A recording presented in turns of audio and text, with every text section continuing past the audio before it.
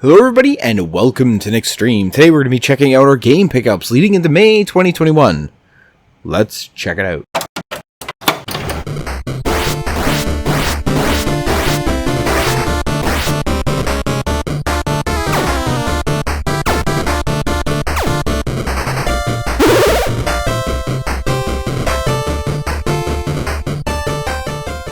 Hello everybody, welcome back. If you haven't already, hit that subscribe button down below and let's check out what we have this month for game pickups. We're going from everything to Nintendo to PlayStation to Sega to Xbox. So let's hop in. Starting off, as you saw on my channel last week, I did an unboxing of this, and this is the Blair Witch Japanese import special edition, only released in Japan physically. The Blair Witch is a first-person survival horror game, which pretty much takes place in the woods. It's supposed to be really, really good. I think it's a buddy game. You have a dog with you. It looks real good. It looks like a real fun time. I really wanted to import this, and I finally did from Amazon Japan. Got it in a few days, and I'm really looking forward to playing this one. Bullet? Bullet! Next up, I got Saints Row the Third. Now this game is an awesome third-person Grand Theft Auto clone, but the series switched. It used to try to be serious in the first two games, but the AI in the game is just so hilarious, and things that would end up happening were so hilarious. They just turned the game series into a comedy Grand Theft Auto spoof series. This game is a lot of fun. It's so funny. If you like Grand Theft Auto but you would rather have it with a laugh, this is the game to play. This is a great game. Check it out. Next up, I got Saints Row 4 Reelected. This takes place obviously after Saints Row 3, but the difference between this one isn't necessarily a clone of Grand Theft Auto. It starts off like that. It carries over gameplay from Saints Row 3, but this one they change it up.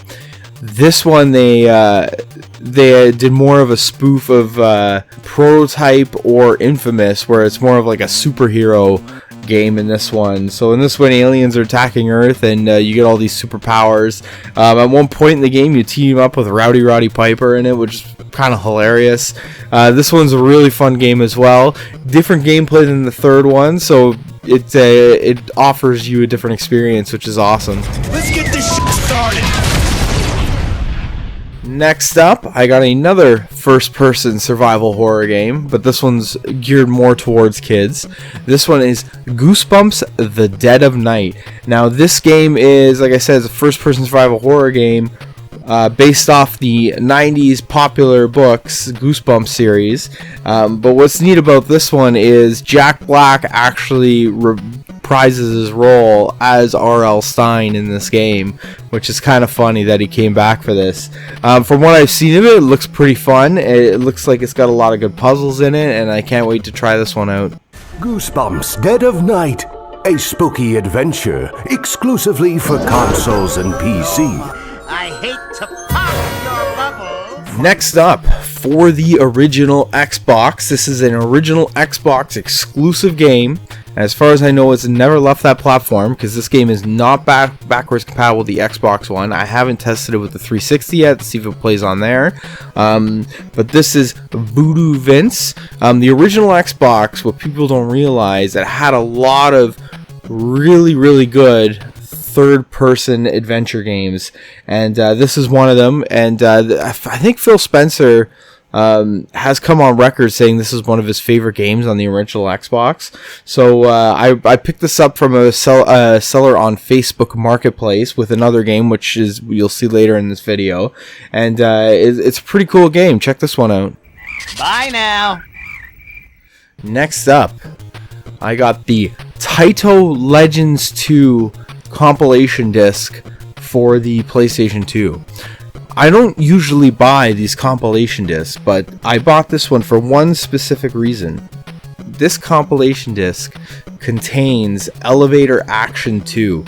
This is the only physical way of owning that game unless you buy the physical version from Japan for the Sega Saturn, which goes for about $250 to $300. So this is the only way of getting that game physically in North America, and it's generally the only affordable way to get this game physically. Elevator Action 2. Now, I love the original Elevator Action on the NES. It's one of my most nostalgic games on the original NES, and I wanted to get a copy of it, but like I said, I'm not going to spend $300 on a game. So some guy in one of my Facebook groups that I'm part of mentioned that it is also on this compilation. So I went and I tracked it down. I got this for a really cheap price, and I've been meaning to get it. This is the more sought after one. Taito Legends 1 doesn't have as many good games on it. It's more older arcade games, where this one's got a little bit newer ones. This has got some exclusive shoot 'em ups on it that people are really into, like Darius. What's it called? Darius Gaiden. This has got Puzzle Bobble 2 on it. But people buy this one mainly for the shoot 'em ups that are kind of exclusive to this disc. But I got this mainly for Elevator Action 2, which is pretty cool. Next up, the other game I got with Voodoo Vince I got this for a really good price, and this is the one that I'm missing from the series, and that is Donkey Kong Country 2 Diddy Kong's Quest. Now, I wanted to get this one. I have Donkey Kong Country 1 and 3 already. I got those for a good price a long time ago. I mean to get this one. I got this really cheap off that guy, same guy I got Voodoo Vince from. In this one, Donkey Kong, I think, is kidnapped or whatever, and then you play as Diddy Kong, and you have Dixie Kong with you, and you gotta try and save him with the two of them. From what I understand, people says this is the best one of the series. I don't know, I'm a little bit more nostalgic to the first one, but a lot of people say this is the best one in the series. I've been meaning to pick this up to complete that series, and I finally got it, so it's pretty cool. Beast is back on the system that keeps pounding out the hits. Super NES. Donkey Kong Country 2, Diddy's Conquest. It's even tougher than the original. Next up, I got this super amazing looking Banjo Kazooie Amiibo. I've been meaning to get this Amiibo for a while. I got excited when Banjo Kazooie first got announced for Smash Brothers, that I knew they'd be putting out an Amiibo. So about a year later, they finally did, and this thing looks awesome. It looks amazing. The detail's great. I couldn't be happier with this. Really cool Amiibo.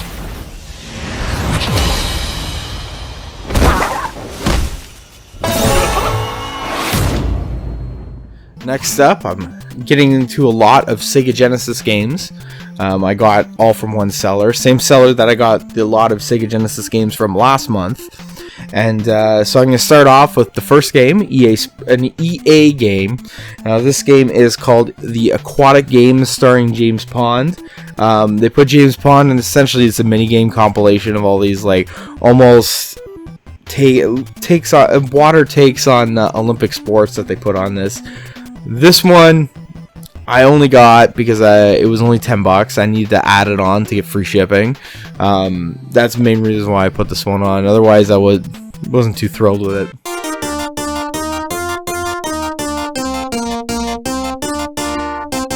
Next up, I got Bugs Bunny in Double Trouble. Now, this game is pretty cool. It's a side-scroller platformer almost. You have to do different objectives. So when you start the game up, it'll say you get to choose which one you want to do. One of them, there's like a bull riding one where you have to get through the bull riding course. There's another one where you have to get Daffy Duck to chase you, and you have to get him to spin signs because Elmer Fudd's coming. And it's like there's rabbit hunting signs, and every time you get Daffy Duck to run past the sign, it spins it around and switches it to a duck hunting sign. So then when Elmer Fudd shows up, he'll go after Daffy Duck, so it's kind of funny. So a little bit of comedy to this game. The graphics are really nice looking game. Check it out.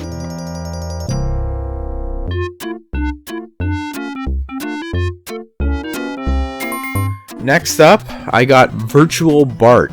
Now, this game is essentially another mini-game compilation, but I have a little bit of nostalgia to this one. I think I rented it, or a friend had it when I was a kid. I don't really remember how I played it. But this one is, it's got a bunch of mini games. Some of them are kind of funny. There's one where you have to throw tomatoes at all the kids at school. It's kind of funny, and I don't know, there's one that, like a mini game that's kind of like Road Rash on here. I was excited to get this mainly because of the nostalgia of it, playing it as a kid, and I finally got it, so it's pretty cool.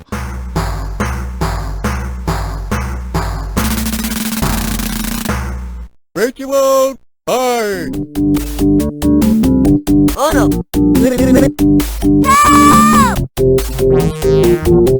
Next up, I got Tiny Toon Adventures Acme All-Stars. So what this is a 2 sports games. So you get soccer and basketball on this, and they're arcade style games. You play with the characters from Tiny Toons, which was a cartoon spin-off of Looney Tunes. So this one's pretty cool. It's kind of like Mario Soccer, in the sense where it's like arcade style and you get all these cool moves and stuff. So this one's a lot of fun, worth checking out. I believe this one is 4 player, so if you have the multi-tap, you can play this with 4 people, so it's pretty cool.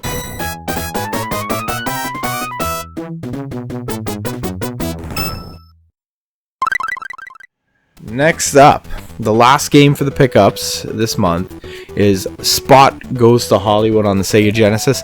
Now this game is the second cool Spot game on the Genesis. The first one is awesome. It's one of the best platformers. I'm trying to collect all of these product placement games for the Genesis because there's so many of them, and actually a lot of them are pretty good.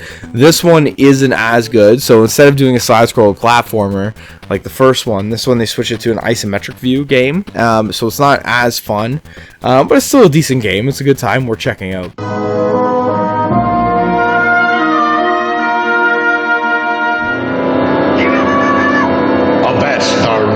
As ye enter the world of pirates, beware, for no one returns who has ventured in there.